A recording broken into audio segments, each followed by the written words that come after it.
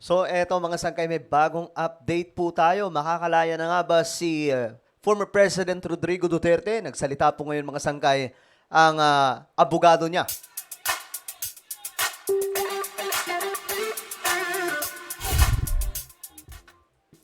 Hello mga sangkay, what's up? Magandang oras po sa inyong lahat. I hope na ayos lamang po tayo dyan. Eto, pag-usapan po natin mga sangkay itong patungkol po kay PRRD na nasa ICC ngayon. No? Tingnan po natin kung ano nga ba ang mangyayari mga sangkay. Makakalaya na nga ba pansamantala ang dating presidente? Pag-usapan po natin yan. But anyway, bago tayo magsimula, road to 2 million subscribers na po tayo at malapit na rin po makarating sa 1.5 million subscribers. So kung gusto mong mapabilang sa dumaraming mga solid sangkay, ang gawin nyo lamang po, i-click nyo po yung subscribe button na makikita po sa baba ng video na to. I-click nyo po yung bell at i-click nyo po yung all. At sa mga nanonood naman po sa Facebook, i-follow nyo po yung ating Facebook page. Alright? Shoutout na pala sa lahat ng mga solid sangkay na nanonood ngayon. Mabuhay po kayong lahat. At ito na nga, tingnan po natin ang balitang ito mga sangkay. Motion para sa interim release ni ex-President Rodrigo Duterte hindi pa daw na isusumite.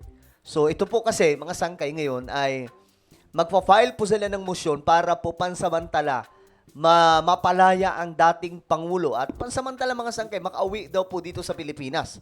Ngayon alamin po natin. Handa ang kampo ng prosekusyon na kontrahin sakaling magmosyon ang Team Duterte para pansamantalang makalaya si dating Pangulong Rodrigo Duterte. Live mula sa The Hague, Netherlands, sa frontline ng balitang yan, Simon Gualvez. Mon, anong update dyan? Cheryl, bagamat mangilan-ngilan, meron pa rin at patuloy pa rin ang pagdating ng mga taga-suporta ni dating Pangulong Rodrigo Duterte. Alam niyo mga sangkay, medyo kalmado na nga ngayon eh. Sabi pa nga ng iba, nung sumabog po yung talagang grabe po yung emosyon ng buong Pilipinas. Marami po nagko-comment, lilipas din yan.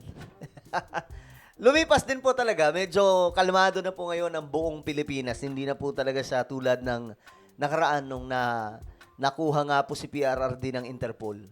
Dito sa may labas ng ICC Detention Center sa The Hague, Netherlands. Kasabay nito, target naman ng kampo ni Digong na hindi na umabot daw sa confirmation of charges sa Setyembre yung kasong kinakaharap niya. Pero So gusto pala nila mga sangkay, so madaling sabi, hindi na umabot sa September. So, ibig sabihin, talagang totally makalaya. hindi pa man nakakapagsumite ng mga argument sa korte, handa na nga raw kontrahin yan ng prosekusyon o yung mga kontra sa dating Pangulo. Okay? Isang oras ding bumisita kahapon sa ICC Detention Center ang lead legal counsel ng dating Pangulong Rodrigo Duterte na si Attorney Nicholas Kaufman. Nasa high spirit naman daw ang kanyang kliyente at nagpapasalamat sa mga taga-suportang nagtipon-tipon lalo nung kanyang kaarawan. Ito, siya po yung British-Israeli lawyer, international lawyer ni former President Rodrigo Duterte. Siya po yung tumatayong lead sa legal counsel ni Pangulong Duterte. Pero aminado ang abogado, naninibago pa raw sa loob ng kulungan ang dating Pangulo. He's an 80-year-old man and he has all the conditions and medical issues that accompany a man who's 80 years old. So adjusting to any new form of life is always difficult, especially if it's prison life. Okay, naninibago daw po si PRRD sa loob po mga sangkay ng piitan dito mga sangkay sa ICC. Kasi syempre, maliban po sa wala po siyang ginagalawan diyang iba, kundi doon lamang po sa loob. Hindi naman po yan hindi po yan katulad sa mga, halimbawa, kagaya dito yung mga jail sa Pilipinas. Hindi po ganun. Maayos naman po mga sangkay. Pero syempre, iba po ang klima ng Netherlands, di ba? Wala pa ring mga kaanak at tanging mga abogado pa rin ng dating Pangulo ang dumalaw dito mula pa nung Biyernes. Habang nasa final touches na rin daw ngayon sina Kaufman sa pagbuo ng defense team ni Duterte. Aminado ang kampo ni dating Pangulong Duterte, wala naman makakapigil sa kahit sinong gusto magbigay ng opinyon o magsagawa ng demonstrasyon hinggil sa mga kasong kinakaharap nito sa ICC. Pero hiling daw mismo ni Digong sa publiko, huwag pa rin kalimutang irespeto o igalang ang judicial process. Okay? Kasabay nito, inihahanda na ng kampo ni Duterte ang isusumiting argumento sa korte. I believe that there is a strong argument for the lack of ability to exercise jurisdiction given the Philippines' withdrawal from the Rome Statute. I hope that the judges will accept my submission. Bagamat pinag-iisipan, hindi pa raw muna nagsusumite ng motion sina Kaufman para sa interim release ng dating Pangulo. Nakahanda naman agad ang kampo ng prosekusyon na tutulan ang ihihirit na paglaya ni Duterte. Nakita naman ng pretrial chamber na kahit wala na sa kapangyarihan, si Mr. Duterte ay ma-impluensya pa rin po siya. Mayroon pa rin pong kapangyarihan ng kanyang pamilya. Pangamba pa nila, baka mas malagay lang sa alanganin ang seguridad ng mga biktima testigo kapag napabalik sa Pilipinas ang dating Pangulo. Okay. Ito po yung dedepensa mga sanggay. Siyempre, magpa-file po ng motion yung kampo ni PRRD. Yung kanyang abogado. Sinasabi po yung abogado na yun, mga sanggay, talagang magaling.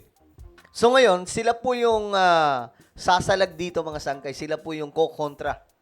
Ngayon, tignan po natin kung ano magiging resulta niyan, mga sangkay. Lalo na po ngayon na mukhang nagiging mainit po ang online ecosphere, pati po ang physical ecosphere po. O kaya kailangan po ng iba pa yung security para po sa mga victims ng war on drugs.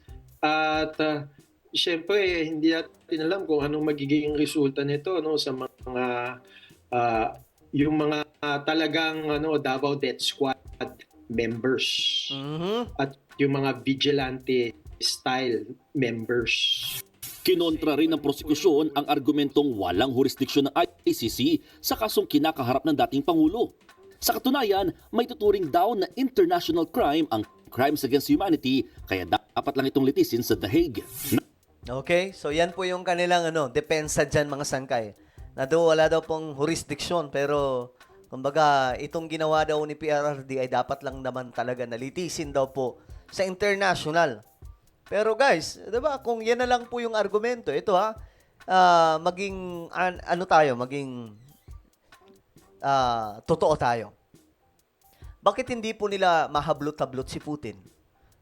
Si Netanyahu? Sino pa ba? Bakit hindi po nila makuha si tawag dito? Kim Jong-un. Ito po may mga talaga, mga sangkay. Kung pinag-uusapan na lang na bagamat wala daw pong, sabi kasi nila mga sangkay, wala daw pong walang jurisdiksyon ng ICC, pero dahil nga po sa ginawa ni former President Rodrigo Duterte, kailangan daw po talaga mapanagot siya doon sa international. So kung ganyan na lang po yung argumento, bakit hindi po makuha kahit po si Kim Jong-un, 'di ba? Ang dami pong mga Koreano doon na pinapahirapan, mga sangkay, pero bakit wala pong gumagawa mula po sa international? Ito si Netanyahu. Bakit hindi po nila makuha? Itong si Putin, lalong-lalo na, mga sangkay. Di ba? At ngayon, itong si Donald Trump, mga sangkay, umayaw na nga din po sa kanila. So, kumbaga, ewan ko kung palusot na lang ba? Alam nyo, mga sangkay, ako, pro-government ako, pero hindi po tayo yung tipong tawag dito, yung masyadong dumidiin kay PRRD. No, bagamat gusto natin kung gugustuhin po natin na maimbestigahan, dito na lamang po sa atin mismong bansa. Pero ang rason naman po nila dyan, mga sangkay, kapag dito sa Pilipinas, baka daw ma-twist yung mga pangyayari. Sa madaling sabi, wala pong tiwala sila sa judicial system ng ating bansa. Nakahanda naman daw ang kampo ni Duterte na sagutin ang mga ito sa korte. Arguments which have been bandied. Real maagang bumisita dito sa Scheveningen prison sa The Hague, Netherlands, ang common law wife ni dating Pangulong Rodrigo Duterte. Okay, so ayan po yung ganap, mga sangkay. Ito yung ito po ay nasa proseso na stage itong si PRRD kung makakalaya siya bago mag-September, kasi September pa po ang desisyon ay si September pa kung itutuloy, mga sangkay, kung talagang halimbawa tatayo talaga yung mga i-final kay PRRD, tuloy na tuloy po yung pagdinig sa September. Pero just in case na hindi daw po, mga sangkay, hindi tatayo yung kaso sa September, yung desisyon kung mapapalaya si PRRD. Ngayon, ang gusto pong ilaban ng kampo ni PRRD, mapalaya po siya na mas maaga. Nga hindi na po kailangan umabot pa ng September. Kasi tagal pa po nun, mga sangkay, di ba? Diyos mo yung mara, nung date pa lang ngayon, anong buwan? Di ba? Abril pa lamang po, mga sangkay. Malayo-layo pa, mga sangkay. So, well, ano po ang inyong opinion? Just comment down below. Meron po tayong YouTube channel. Ito po ay Sangkay Revelation. Hanapin nyo po ito sa YouTube. Ngayon din, kapag nakita nyo na, i-click nyo po yung subscribe, i-click ang bell, at i-click nyo po yung all. Ako na po ay magpapaalam. Mag-iingat pong lahat. God bless everyone. Mabuhay po kayong lahat.